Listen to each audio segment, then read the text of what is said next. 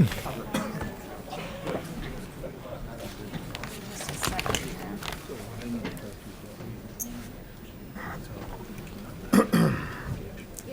Okay.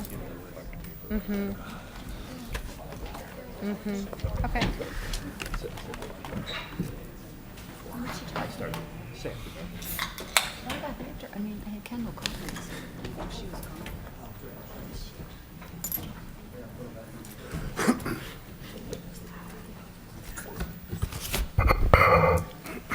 Let the record show that the meeting is back in session with all members present, excluding Councilman Girl, who is absent this evening.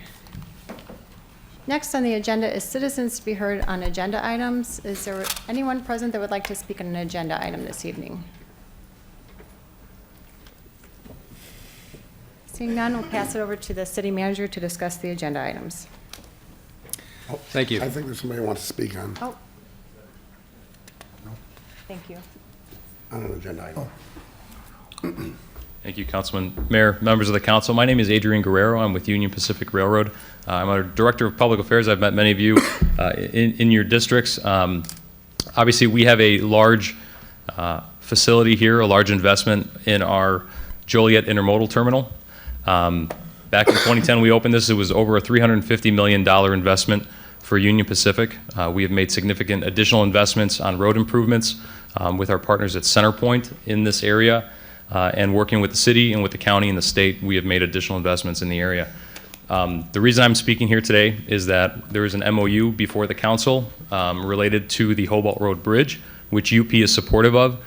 What we are concerned about, however, is overall access in and around the terminal itself, additional tolling or road closures or further truck size and weight restrictions in the area. This is something that has come up over the past couple of years. And so seeing the MOU just recently, we're going through this, and we've been reaching out to the signing parties, asking them to hold off at this point on pushing the MOU through until they have had a chance to sit down with Union Pacific and other stakeholders to talk about the MOU in detail and explain the intent and the plan going forward. So that's why I'm here today. We spoke at the earlier Public Service Committee and provided the same remarks, but that's what we're asking. Jim, I spoke with Adrian earlier today. Is it possible that we could have a meeting, maybe with Centerpoint, with the city? And I did explain to him, much of the negotiation has been between the state and Centerpoint. So it wasn't a conscious decision by the city to exclude anybody. But having said that, they've come forward. Is there a way that we can accommodate them? Certainly, we can facilitate those discussions. And I want to point out that there's two parts to this agreement. The MOU is on the agenda for tomorrow night, but then there's a second agreement with the state that would come forward in a couple more weeks. And that's a little more detailed on the role and responsibilities between the state and the city as it pertains to the MOU.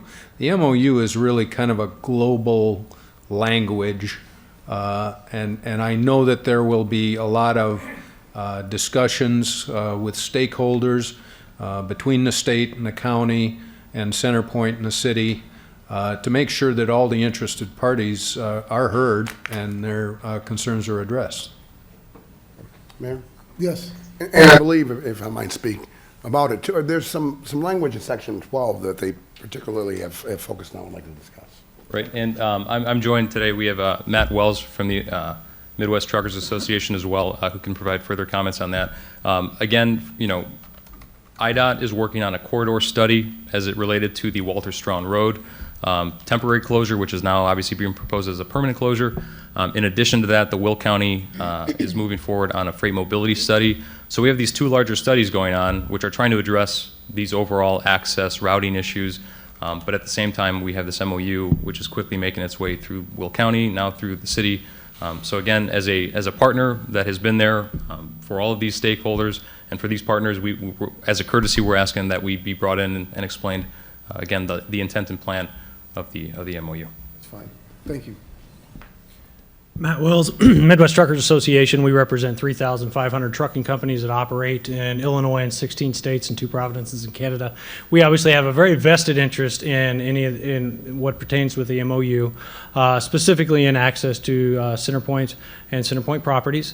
And as we're aware, and you've been made aware of, the MOU is not a binding agreement, and we understand that. But the MOU does set precedents for all future agreements surrounding the Hobart Bridge project. We are in support of the Hobart Bridge project as a whole, but we ask that you take caution in reviewing the entirety of the MOU as the precedents that can be set as to who can receive toll monies and what interests they have in the roads that are currently accessing the Centerpoint property.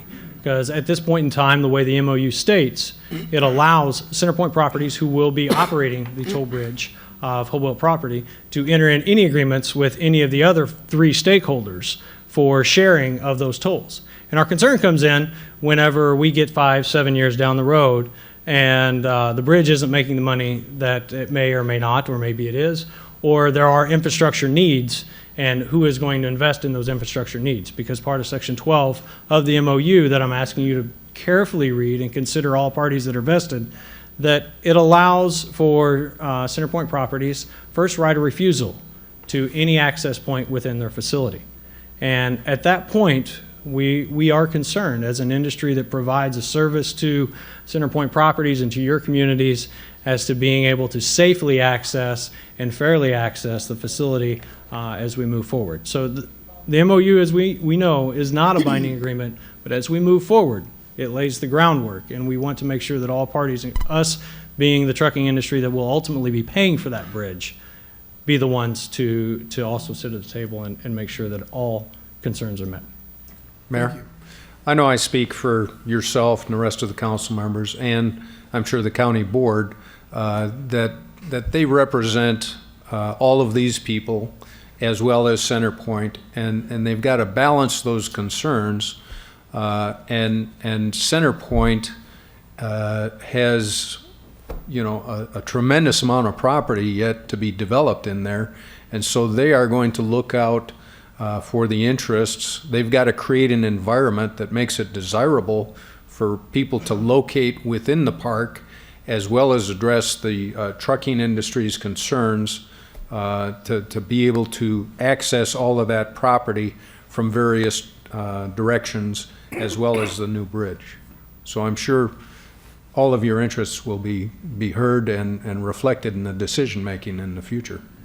We hope so. As the party that has to pay for these improvements that everyone's looking at, we obviously want to be able to be at the table to make this fair for everyone that is involved, not only the city, but the county, the department, and Centerpoint. Mayor, Yes. what I'm not hearing is who's looking out for the homeowners that currently live there? They need a meeting. We've been waiting for a meeting. I've been asking for a meeting. They want updates. They've had some issues when they closed another road down. People were, truckers, 18-wheelers were turning around in their front yards, tearing it up. It's better since some signage has been put out there. But again, I mean, these people are stakeholders, and not once have I heard them mention, except when I bring it up. So I'm just going to reiterate again that these folks need to be not only informed, they need to have a meeting, but if they're going to expand, they need to, and want to buy them out, and they need to buy them out at a good price and not shove them out, because this is what I see happening. And this is what happened 10 years ago, and eventually Centerpoint did buy the folks' homes and at a decent price. And with all the money that's going to be coming in from this bridge, with the tolls and all the, I mean, we're the largest inland port in the world. We need to take care of the people that live there, and it's just a handful. That's all I have to say. Mayor? Yeah. I'd like the city attorney to comment on the section that was raised as a concern by the trucking industry. So it's that subsection 12B. In that section, just to give you more of a historical background, Centerpoint was concerned that that the bridge would be constructed and then the city would use an existing road or even build a new road into Centerpoint, like a secondary access point, essentially like a free road, and that's where this section comes from. So this section, essentially, the concern is, and this particular section addresses those concerns by Centerpoint, that the city if we do decide to turn over an existing road, and that's what it is, an existing road to Department of Transportation, it gives Centerpoint the right of first refusal to take over that road, so that cannot happen. Do we have plans to turn in, I guess Laraway would be the road that, in question. Yeah, we don't have any plans for any of this. This is just a hypothetical, something to appease Centerpoint. May I respond quickly? Our concern, well stated, but our concern is also on the other side of the coin. In 5 to 10 years, when you have to upgrade Laraway Road, where is the financial incentive for you to upgrade Laraway Road if you can enter a toll contract for receiving tolls for the bridge? At what point do you invest in Laraway Road, which is a free road, or you accept a portion of the toll contract to give up the ownership of that road?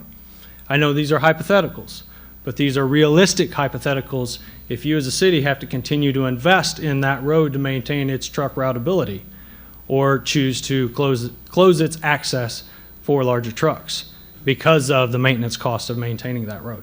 So our concerns on the other side of the coin is, will you continue to maintain that road when the financial incentive may or may not be there to maintain that road as a truck access point into Centerpoint properties? Well, I'm speaking a little bit off the cuff, but I would say a major reason why we want the bridge built is to keep trucks off of 53 and Laraway Road if possible, but to use the bridge. Now, Ryan, it's not our money. Centerpoint's making the investment, maybe with partners, but it's $180 million of private money that's going into this. So I think it's quite a commitment that they're making. And as I said to Adrian on the phone, I'm not sure why they would spend $180 million of their money if they thought it was going to hurt the businesses inside the park. Absolutely. It's going to be paid for by the trucking companies that deliver everything to the park. That's our concern. Okay. Yes. Mayor, just to update, we reviewed this and both individuals spoke this afternoon at Public Service. And the committee's recommendation was to discuss this as a whole because there were some questions on page 9, 12, that subsection 2, flow of traffic. So I don't know if you want any more dialogue on it, but that was kind of where we left it.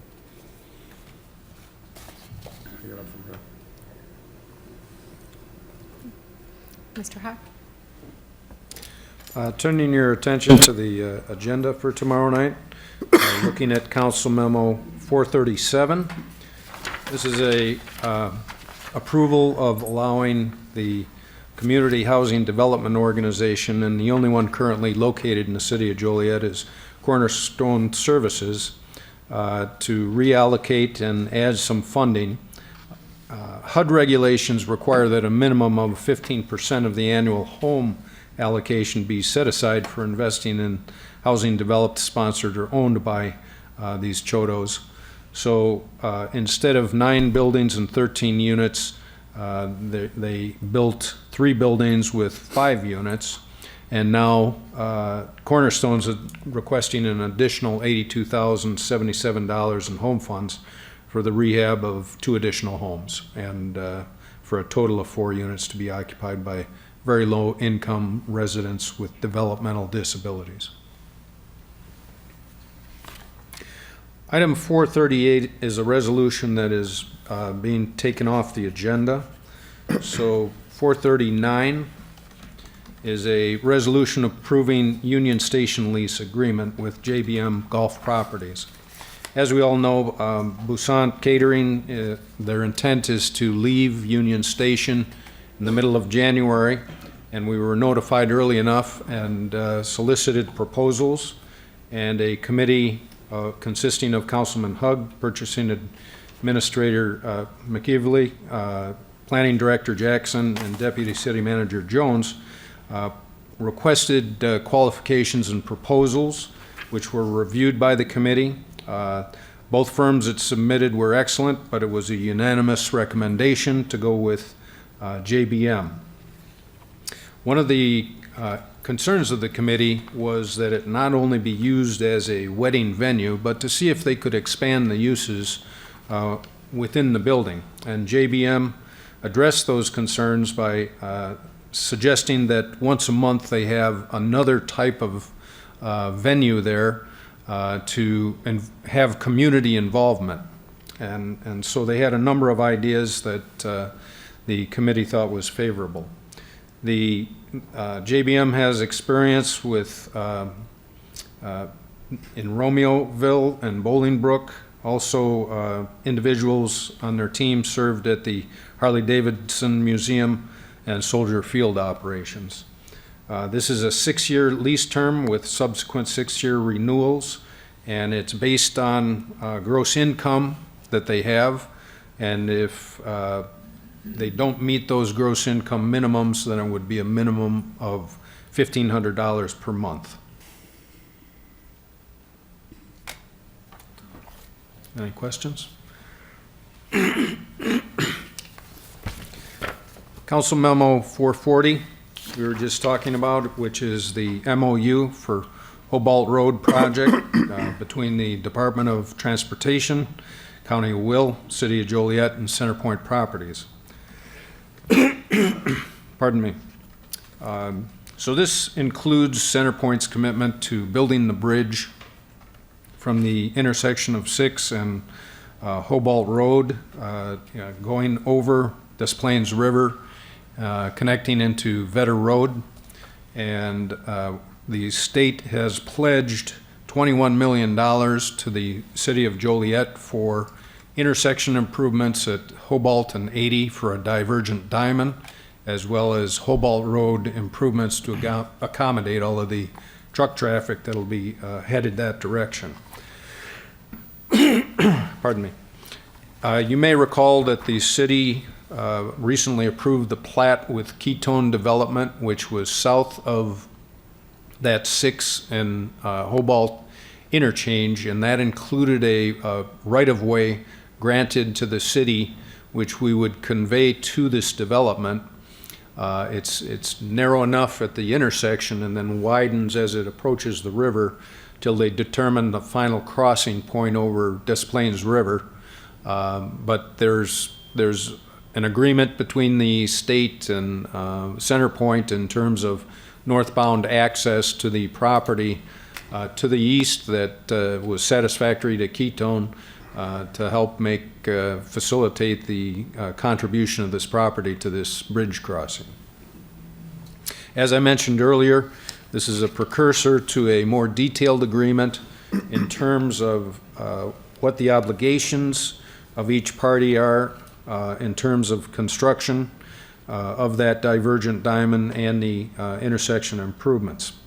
Now, I do want to point out in the memo cover, which was a question asked before, that should the actual engineering and construction costs exceed the $21 million, the City of Joliet would be responsible for the additional costs.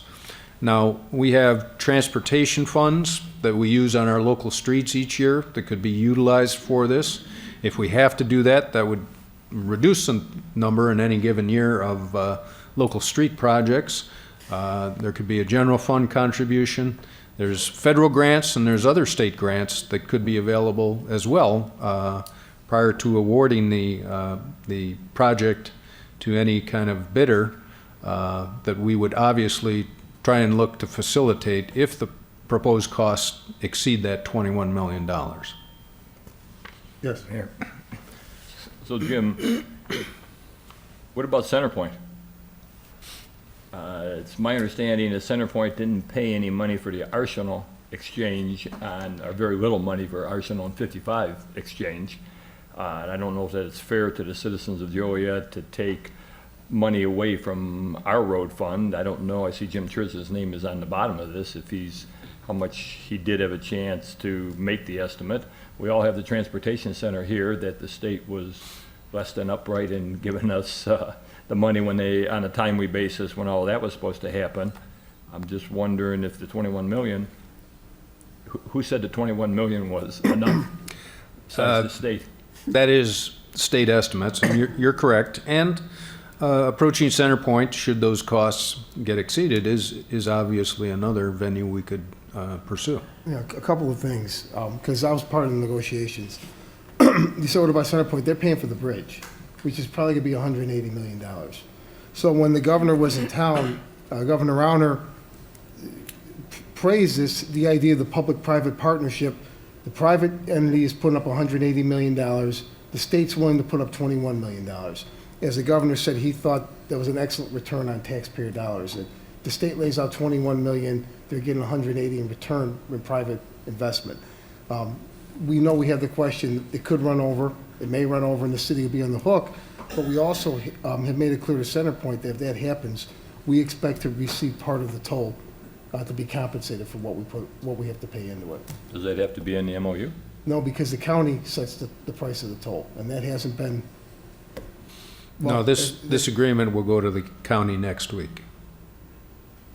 And that's something down the road to be established, but I'm sure early on, I think, I'm sure Centerpoint with any other investor, where this $180 million is coming from, has shown them that this is a financially feasible project. Mayor? Yes. Just to clarify, I think Mr. Tristan, wasn't it reported in committee that this was voted on Thursday at county board? Yes, I'm sorry. The MOU. Call Okay. today, they confirmed that the county, Corning County Board approved the MOU on Thursday the 15th, last week. One question. So, Mayor, you're saying that that language could be added at some time later on? Yes, Steve, I think you were part of this too. That's been made clear from day one. How, the price of the toll and who gets what share has not been determined. But that's how Will County is involved in this. Apparently by statute, the county is the governing body that sets the toll, not the state, not Centerpoint, and not the city of Joliet. That's basically the county's involvement in this.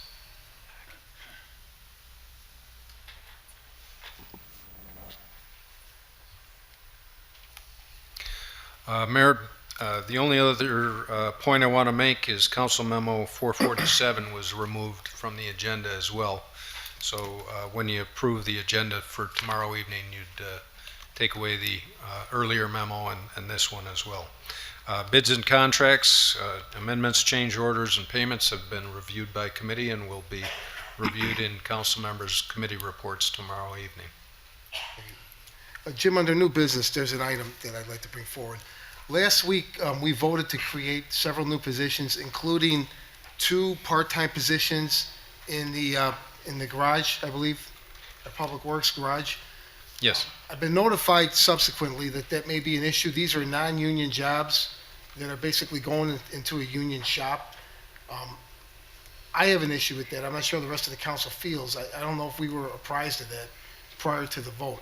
Is that something that we could bring back up again to reconsider how we're going to do this? Well, the typical process, since they're new positions, is that the city adopted approval of those part-time positions in the budget this time last year. The council approved the posting and filling of those positions at a council meeting a couple meetings ago. Then we post and advertise those positions.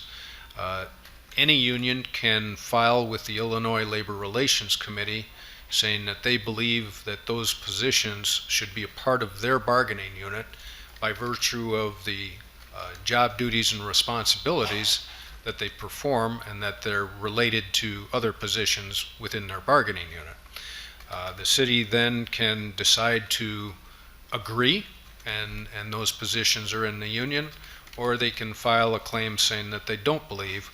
And typically the only way that a municipality can win those kinds of things is to show that the job duties and responsibilities are supervisory in nature. So if the union files, then in all likelihood the city will just agree that they are within the bargaining unit. Was there any negotiation with 440 prior to us voting on this? No, there wasn't. If possible, can we put it on the agenda for the next meeting to ask you not to fill those jobs? Maybe we can rescind the vote and we can go back to the table with 440 and reach an agreement that's amicable for everybody? Sure. Again, that's the will of the council. That's what I'd like to see done. Just ask one question. Nobody's been hired yet, right? No. Okay. The positions have been advertised, but nobody has been hired. Do you need a motion to do this? No. No. Thank you. Next is public comments. Is there anyone that would like to speak under public comments this evening?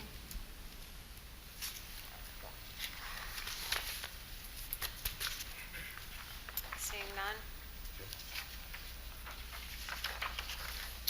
Well, it's been 3.5 years since the people of the great city of Joliet elected me to serve up here, councilman at large. As everyone has read in the media, I gave my formal resignation for the end of the month, but I'm going to be updating my letter and submitting it to the mayor tomorrow, making it effective at midnight tonight.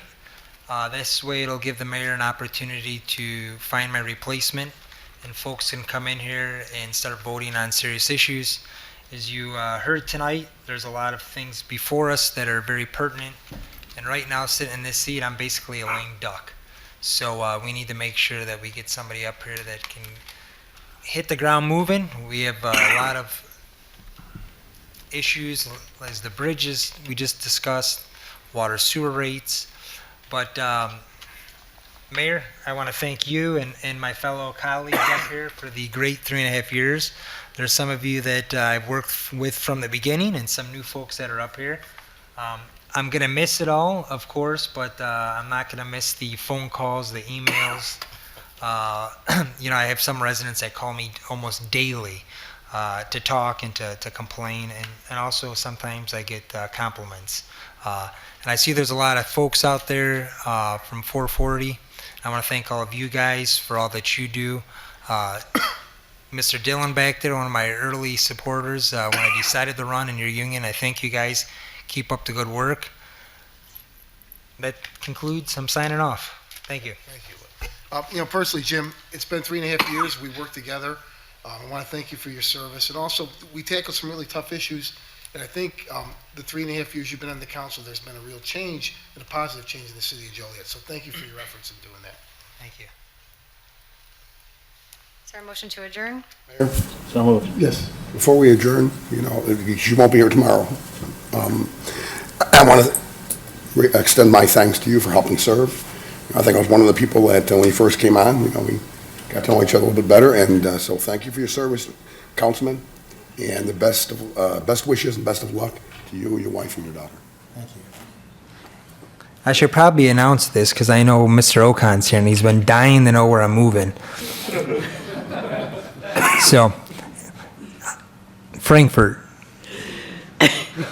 That way, my wife can get to the train to and from and cuts off 40 minutes each way. It's a lot shorter of a commute to the train station from our home and into the city and back on Metro. Myself travels down there a couple days a week too. So it's great to have an additional 40 minutes in the morning to sleep in and an additional 40 minutes at night to relax. Mr. Mayor? Yes. Yeah, Jim, I'd just like to also echo Councilman Hugg. I appreciate you, and I thanks for your support. I feel sorry for Frankfurt City Council. I hope you don't, you don't go up there and run for office, but I will support you up there any way I can and anything you do. Jim, thanks a lot for again, for the work and for the support. Thank you. Mayor, Yes. I wish you the best of luck. I know you have to do what's best for your family, and it's probably the best thing to do because you know what? Family comes first. This is all good, and you know, and we like to serve, but in the end, it's about who you go home to at night. So best of luck to you and your family. Thank you. Mayor, Yes. I'd like to, Jim, I'd like to add my sentiments as well. Best of luck to you and your family. Godspeed with you. You certainly shook things up. And you caused all of us a little heartburn at times, but in a good way. And so, you know, we just want to say best of luck to you. Thank you. God bless. Is there a motion to adjourn? So moved. Second. All in favor? Aye. Opposed? Meeting adjourned. Yeah.